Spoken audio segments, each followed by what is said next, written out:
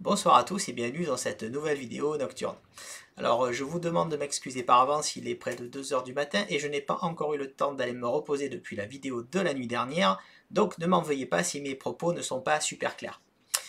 Ce soir je vais vous montrer une petite astuce qui n'est pas vraiment de l'administration système mais qui m'a permis de dépanner de nombreux clients qui se sont retrouvés dans une situation plutôt embarrassante. Donc on va admettre la situation pour laquelle vous avez un site internet ou un site de contenu qui tourne sur un CMS, alors qui peut être de type Joomla, WordPress, Easy Publish, Drupal ou autre, peu importe, ou même un CMS codé maison, et que malheureusement en fait ce dernier est maintenant out of date et représente des soucis de sécurité. Problème, vous avez un problème de timing, votre site représente un risque de compromission et vous n'avez pas la nouvelle version du site à mettre en ligne. Ben, la petite solution dans ce cas-là peut être d'effectuer une copie statique du site et de mettre cette copie statique à la place de votre site internet. Dans la pratique, on va donc faire un miroir du site internet mais qui sera en pur HTML. Il n'y aura plus de langage dynamique du type PHP ou de base de données derrière, ce qui éliminera en fait tout risque de compromission côté serveur de ce dernier. Alors dans la pratique, notre façon de faire est aussi de publier un nouveau site internet qui va comprendre votre premier contenu de base, le nouveau que vous allez publier, mais si vous avez une grosse archive, vous pourrez rajouter une rubrique archive qui pointe vers cette version statique du site. Alors je sais, dans un monde idéal, cette situation n'arrive jamais parce qu'il y a une gestion de l'obsolescence, et bien sûr vous avez prévu à l'avance de faire un nouveau site internet qui prendra la relève du premier avec une migration des données, de la base de données, etc. Mais mon expérience personnelle m'a montré que ce n'est pas toujours, voire rarement le cas. Donc je vais vous montrer quelque chose de très simple en fait pour faire ça. Alors il existe, je sais, des tas d'utilitaires et d'outils spécialisés dans ce domaine. Pour ma part, je vais me contenter en fait d'utiliser wget. Donc je vais essayer de vous afficher quelque chose à l'écran.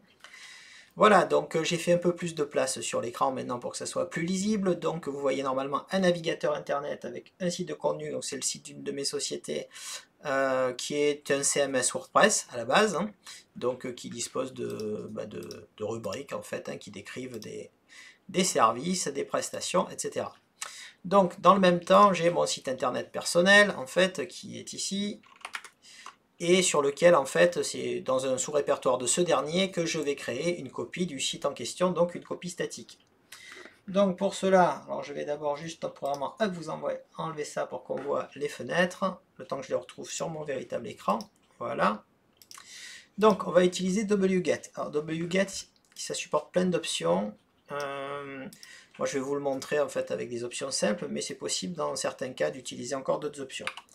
Par exemple, une option là qui n'est pas nécessaire, je pourrais vous la mettre quand même, c'est par exemple "-u". "-u" va vous permettre de personnaliser le user agent. Donc certains sites internet peuvent parfois filtrer selon le user agent et refuser sinon d'afficher le contenu. Donc plutôt que d'afficher un wget qui peut être reconnu comme un bot, ben là vous pouvez y mettre un user agent type, je sais pas moi, Mozilla 5.0 par exemple. Puis rajouter du X11 Ubuntu ou quelque chose. Bon, on va laisser comme ça parce qu'il n'y a pas de filtrage en fait sur mon site internet, mais vous pouvez le personnaliser comme vous voulez. La deuxième option qu'on va utiliser, c'est l'option Mirror, qui est l'option justement pour faire un miroir de site internet.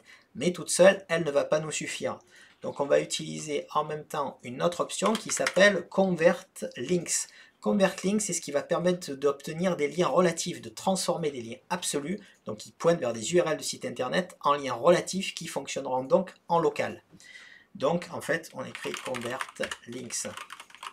Et ensuite, la deuxième option qu'on va utiliser, c'est celle de HTML extension.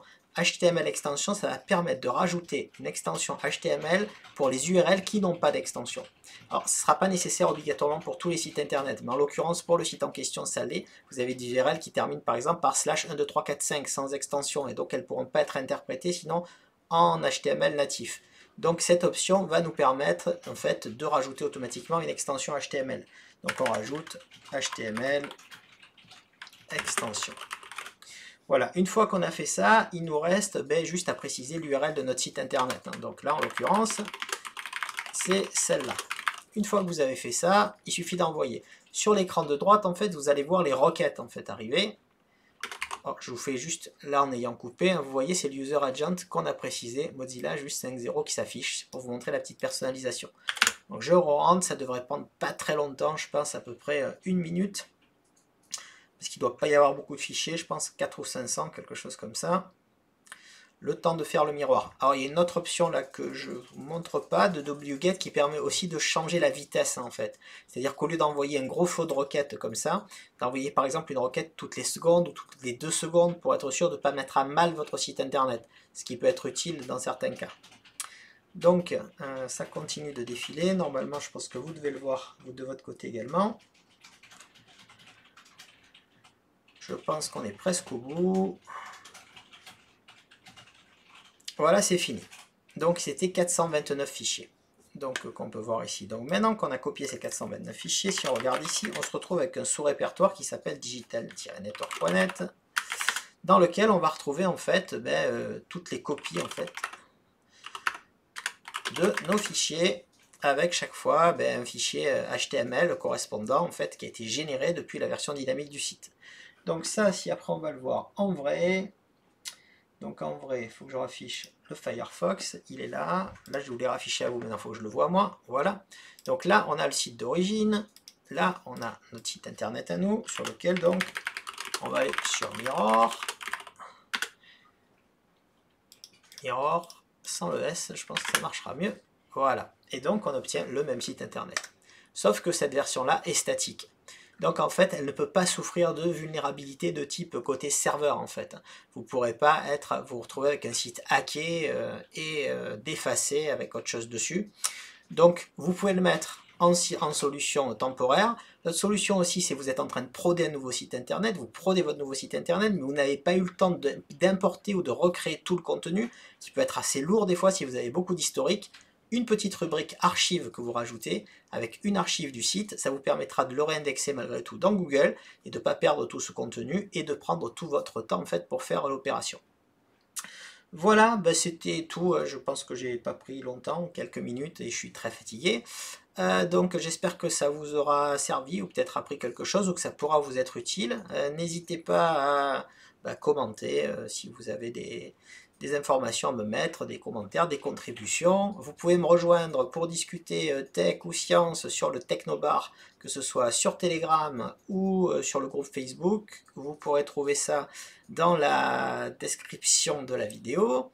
Et je suis facilement joignable aussi à travers de différents réseaux sociaux. Sur ce, je vous dis bye bye, bonne nuit et à bientôt.